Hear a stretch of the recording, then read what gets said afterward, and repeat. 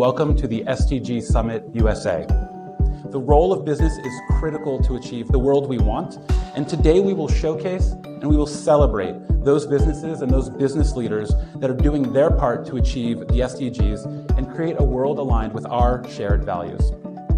This is a really important moment in time. It is not just that we are celebrating being together face-to-face and being able to work on our challenges collectively face-to-face. It's also a time when the world is facing unprecedented challenges and our work has never been more important than it is today.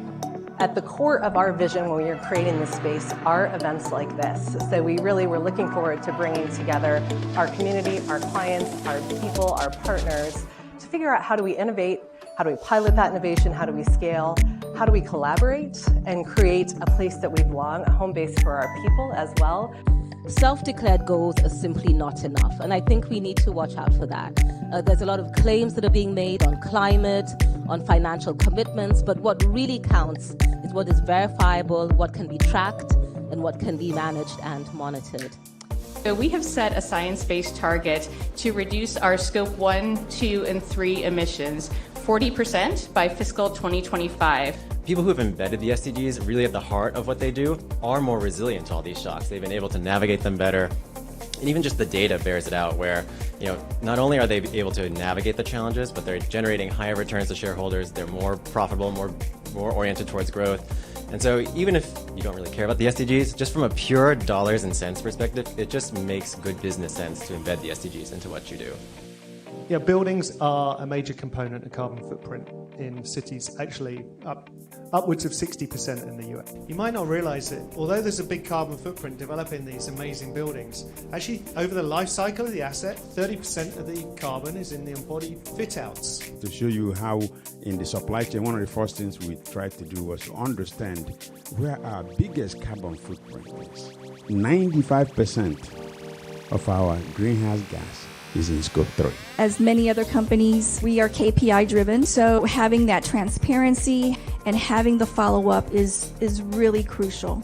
And making sure that the actions are within our strategic planning, as well as our business reviews and legal boards, things like that. It needs to stay on the agenda.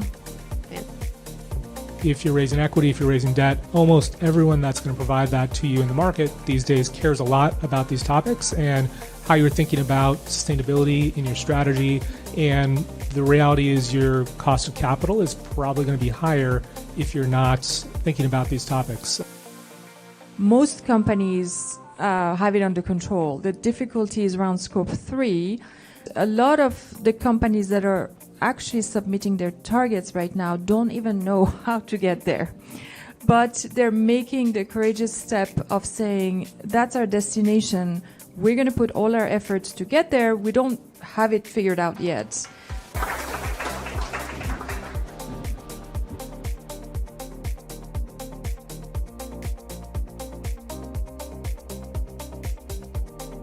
You need to use this platform and what you learned at Thunderbird as a communication or a platform for other initiatives. It doesn't have to be just SDG. All the initiatives, if finance isn't communicating with product, isn't communicating with environmental, isn't communicating with whatever the other silos are, we're failing. Most of the Sustainable Development Goals are not about that we want to live in, they're about the world we don't want to live in. So if we are to be guided by our better angels, stay true to the Sustainable Development Goals.